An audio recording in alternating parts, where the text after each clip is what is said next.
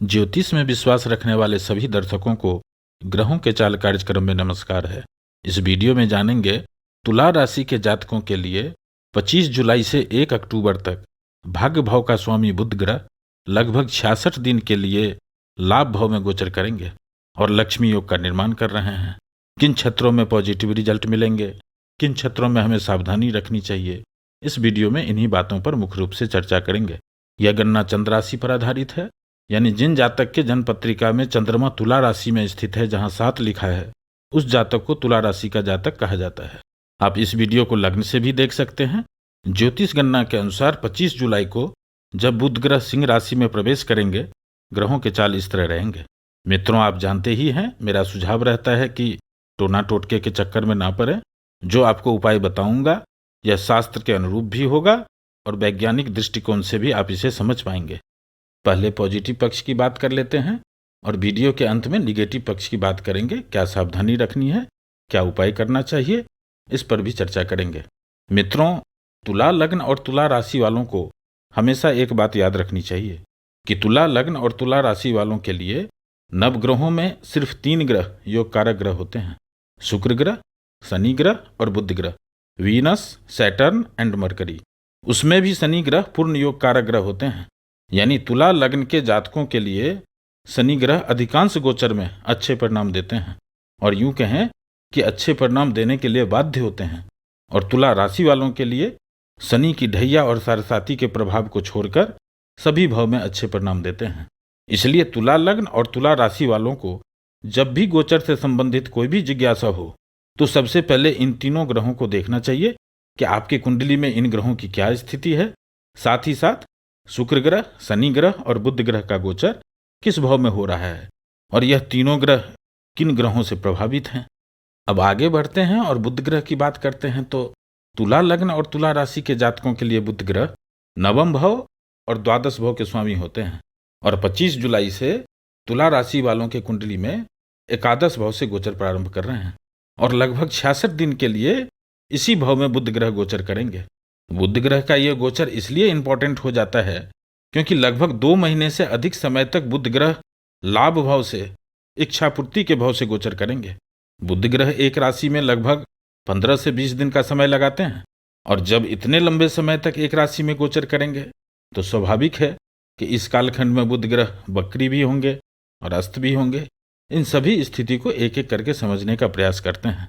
मित्रों, 25 जुलाई से जब बुध ग्रह एकादश भाव से गोचर प्रारंभ करेंगे, बुध ग्रह का यह गोचर भी अच्छे हैं और प्लेसमेंट भी अच्छे हैं, यानी इस समय में बुध ग्रह तुला राशि के जातकों के लिए अच्छे परिणाम देंगे।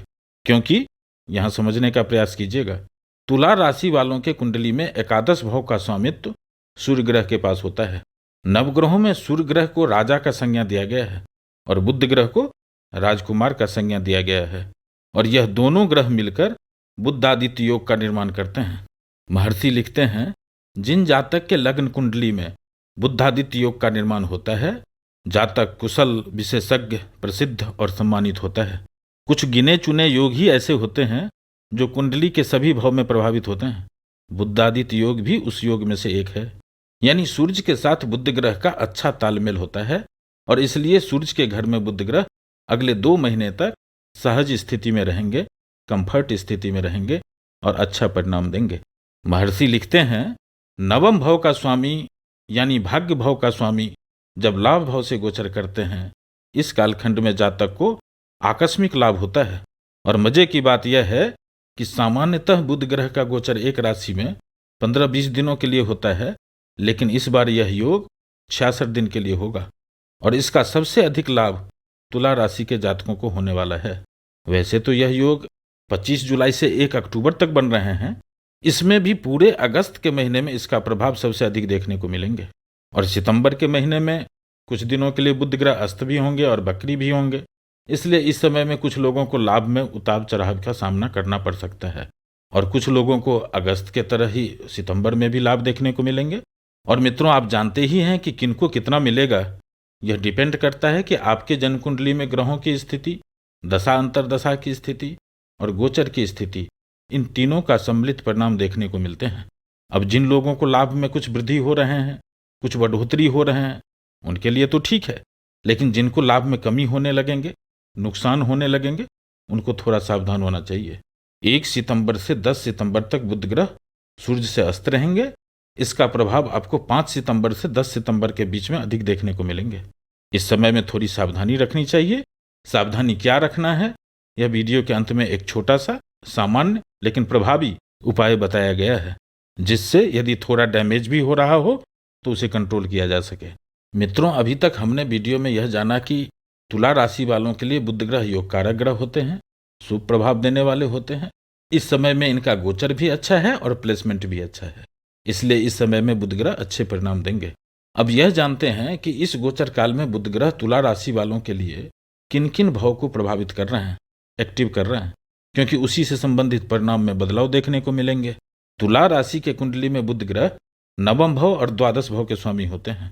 इस समय में एकादश भाव से गोचर कर रहे हैं और इनकी दृष्टि पंचम भाव पर है। यानी इस कालखंड में बुध ग्रह नवम भाव को एक्टिव कर रहे हैं, एकादश भाव को एक्टिव कर रहे हैं, द्वादश भाव को एक्टिव कर रहे हैं और पंचम भाव को एक्टिव कर रहे हैं। और इन चारों भाव से विचार करने वाले सभी कार्यकर्ताओं को प्रभावित करने वाले हैं यह बुध ग्रह। एक एक करके इन सभी भाव से मिलने वाले परिणाम के बारे में जानते हैं। सबसे पहले नवम भाव को देखते हैं। तो नवम भाव को भाग्य भाव, पितृभाव और धर्म भाव भी कहा जाता है। यही वह भाव है जो हमें बताता है कि इस समय में जिस काम को आप कर रहे हैं, जिस काम को आप करने की इच्छा है, प्रयत्न कर रहे हैं, वह कार्य कितनी आसानी से हो जाएंगे या फिर उस कार्य को करने में कितनी परेशानी उठानी पड़ेगी। इस समय में बुध ग्रह इस भाव से यानी नवम भाव से 3-11 का संबंध बना रहे हैं। वैदिक ज्योतिष में 3-11 से संबंध बनाने वाले गोचर को शुभ गोचर, लाभ देने वाला गोचर कहा गया है। इस कालखंड में तुला राशि वालों के लिए बुध ग्रह भाग्य में वृद्धि करेंगे, यात्रा के योग बन रहे हैं, धर्म की ओर आपकी झुकाव होंगे और जो लोग पिता से दूर रह रहे हैं या पिछले कुछ समय से मनमुटाव चल रहे हैं, उनको भी इस समय में संबंधों में सुधार होते हुए देखेंगे। अब आगे बढ़ते हैं और एकादश भाव की बात करते हैं। तो एकादश भाव को लाभ भाव, इच्छा पूर्ति का भाव भी कहते हैं। आप यहाँ देखेंगे कि बुध ग्रह इस भाव में अकेले नहीं है, इनके साथ लग्नेश शुक्र ग्रह और धन भाव के स्वामी मंगल ग्रह गोचर कर रहे हैं और इस भाव पर बृहस्पति, राहु और शनि ग्रह की भी दृष्टि है। मित्रों, यहाँ ध्यान से समझिएगा। पहली बात तो यह है कि कुंडली में एकादश भाव में सभी ग्रह अच्छे परिणाम देते हैं और तुला राशि वालों के एकादश भाव में सिंह राशि में सूर्य के घर में मंगल ग्रह बहुत अच्छे परिणाम देते हैं। इतना ही नहीं है, महर्षि लिखते हैं कि जब लग्नेश का संबंध भाग्य भाव के स्वामी के साथ होता है तो लक्ष्मी योग का निर्माण होता है, जैसा कि अभी तुला राशि में हो रहा है। और मजे की बात यह है कि यह लक्ष्मी योग का निर्माण तुला राशि वालों के लिए लाभ भाव में हो रहा है। जबरदस्त समय रहने वाला है यह कालखंड। कुल मिलाकर इस भाव में जो ग्रह की स्थिति बन रही है, यह साफ साफ संकेत दे रहे हैं कि इस समय में आपको परिश्रम करना पड़ेगा, पुरुषार्थ करने में मन भी लगेंगे, आप ऊर्जावान रहेंगे, नौकरी में, व्यापार में यानी कर्म क्षेत्र में वृद्धि होंगे, जो लाभ के रूप में देखने को मिलेंगे। अब आगे बढ़ते हैं और द्वादश भाव की बात करते हैं, क्योंकि बुध ग्रह तुला राशि में द्वादश भाव के भी स्वामी होते हैं। द्वादश भाव से खर्चा का विचार किया जाता है। विदेश या प्रतिबंधित जगहों का विचार द्वादश भाव से ही करते हैं और एकादश भाव का बुध ग्रह द्वादश भाव के लिए अच्छा परिणाम नहीं देंगे।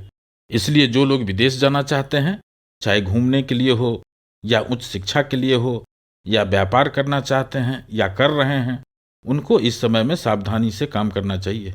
डॉक्यूमेंटेशन ठीक से करना चाहिए, टर्म कंडीशन को ठीक से चेक कर लेना चाहिए। जिन लोगों को कोई मुकदमा चल रहा है उनको भी थोड़ा सावधान रहना चाहिए, क्योंकि इस समय में जो ग्रहों की स्थिति बन रही है, शुक्र, मंगल और बुध की यह युति, यह लग्जरियस वस्तु में, इच्छा पूर्ति के लिए, अपने मान सम्मान के लिए, दिखाने के चक्कर में फालतू के खर्चे भी करा सकते हैं। ऐसा क्यों कह रहा हूं, इस वीडियो के अंतिम भाग में जब निगेटिव पक्ष की बात करेंगे वहां पर आप इसको समझ सकते हैं। अब आगे बढ़ते हैं और पंचम भाव की बात करते हैं। तो इस भाव में शनि ग्रह अपने मूल त्रिकोण राशि में गोचर कर रहे हैं। शनि ग्रह तुला राशि वालों के लिए योग कारक ग्रह होते हैं और इस समय में वक्री अवस्था में गोचर कर रहे हैं। यानी शनि ग्रह इस कालखंड में तुला राशि वालों के लिए शुभ भी हैं और बलवान भी हैं और इस भाव पर केतु, मंगल, बुध और शुक्र ग्रह की दृष्टि है। पंचम भाव से प्रेम, प्यार, लिव इन रिलेशन, संतान, शिक्षा और आकस्मिक लाभ का विचार किया जाता है। मित्रों, आप देख रहे हैं कि तुला राशि वालों के लिए पंचम भाव में केतु और शनि ग्रह का प्रभाव पिछले कई महीनों से है, जिसके कारण प्रेम, प्यार, लिव इन रिलेशन में खटपट, अनबन, मनमुटाव, कुल मिलाकर अशांति की स्थिति बनी रहती है। लेकिन जुलाई में जब शुक्र ग्रह एकादश भाव से गोचर कर रहे हैं और प्रभावी होकर के अपनी दृष्टि पंचम भाव पर दे रहे हैं, यह समय प्यार करने वालों के लिए थोड़ा सपोर्टिव रहेगा। शुक्र ग्रह को प्यार का देवता कहते हैं और इस समय में पंचम भाव पर उनकी दृष्टि है। यह सही समय है जब आप मनमुटाव, अलगाव से वापस आ सकते हैं। लिव इन रिलेशन में रहने वाले लोगों के लिए भी यह समय सपोर्टिव रहने वाला है। जो लोग उच्च शिक्षा के लिए तैयारी कर रहे हैं, कहीं एडमिशन लेना चाहते हैं, उनका यह काम तो हो जाएगा, लेकिन मानसिक चिंता और असंतोष जैसी स्थिति बने रहेंगे। और जिनके संतान स्कूलिंग कर रहे हैं, उनको भी अपने बच्चे के पढ़ाई पर ध्यान देना चाहिए। यह समय बच्चों को पढ़ाई में भ्रमित कर रहा है। कर लूंगा, हो जाएगा, हो चुका है, ऐसी स्थिति बनती रहेगी और जब एग्जाम आएगा तो बच्चे की तैयारी है ही नहीं, इस तरह की स्थिति बनेंगे। हाँ, लेकिन जो लोग शेयर मार्केट से संबंधित काम कर रहे हैं, उनके लिए समय अच्छा रहने वाला है। आकस्मिक लाभ का योग बन रहे हैं, क्योंकि इस समय में पंचम भाव और नवम भाव दोनों त्रिकोण भाव का स्वामी शनि और बुध ग्रह का समसप्तक यानी 7वीं दृष्टि से संबंध बन रहे हैं। यह अच्छी स्थिति है, एक राजयोग जैसा परिणाम देंगे यहाँ पर शनि और बुध ग्रह। अब निगेटिव पक्ष की बात करते हैं तो मित्रों, आप देख रहे हैं कि इस समय में लग्ने शुक्र ग्रह, नवम भाव का स्वामी बुध ग्रह, धन भाव का स्वामी मंगल ग्रह और शुभता देने वाले ग्रह बृहस्पति ग्रह, यह सभी ग्रह पाप प्रभाव में चल रहे हैं, क्योंकि इस भाव पर राहु और शनि ग्रह की दृष्टि है। यानी इस समय में राहु, केतु और शनि ग्रह तीनों त्रिकोण और उनके स्वामी, साथ ही साथ परिवार भाव, लाभ भाव और धन भाव, इन सभी भाव पर शनि की दृष्टि है। यह स्थिति कभी कभी आपके मन को भ्रमित कर सकते हैं, विचलित कर सकते हैं, भयभीत कर सकते हैं, जिससे आपके पुरुषार्थ में, आपके परिश्रम में, आपके डेडिकेशन में कमी देखने को मिल सकते हैं और यही कमी आपके परिणाम को नकारात्मक की ओर ले जाएंगे, असफलता की ओर ले जा सकते हैं। इसलिए सावधानी रखनी चाहिए। यदि थोड़ी सी सावधानी रख लिया जाए तो डैमेज को कंट्रोल किया जा सकता है और अगस्त के महीने आपके लिए अच्छे परिणाम देने वाले होंगे। अब उपाय की बात कर लेते हैं। तो जितना संभव हो यात्रा के समय में अधिक सावधानी रखें। एयरपोर्ट, रेलवे स्टेशन या बस डिपो में समय से पहले पहुंचने का प्रयास करें। किसी भी डॉक्यूमेंटेशन करने से पहले उसके सभी पहलू को, टर्म कंडीशन को ठीक से जांच कर लें। उत्तेजित होने से बचें, वाद विवाद करने से बचें। ऐसा करने से डैमेज को कंट्रोल किया जा सकता है। और जब भी समय मिले अपने आराध्य को नमन करें। अभी श्रावण मास चल रहा है, महादेव को ध्यान करें। ऐसा करने से राहु और शनि से होने वाले परेशानी में भी कमी होते हुए देखेंगे। तुला राशि वालों को तो हमेशा शनि का बीज मंत्र करना चाहिए, ओम प्रांग प्रिंग पांग सह शनियै नमः। और प्रतिदिन हनुमान चालीसा का पाठ करें। जो यह पढ़े हनुमान चालीसा, जो हनुमान चालीसा पढ़ते हैं, हो सिद्ध साखी गौरीसा, उनका कार्य सिद्ध होगा। इस बात का साक्षी गौरीसा महादेव हैं। फिर उपस्थित होंगे एक नए वीडियो के साथ। नमस्कार।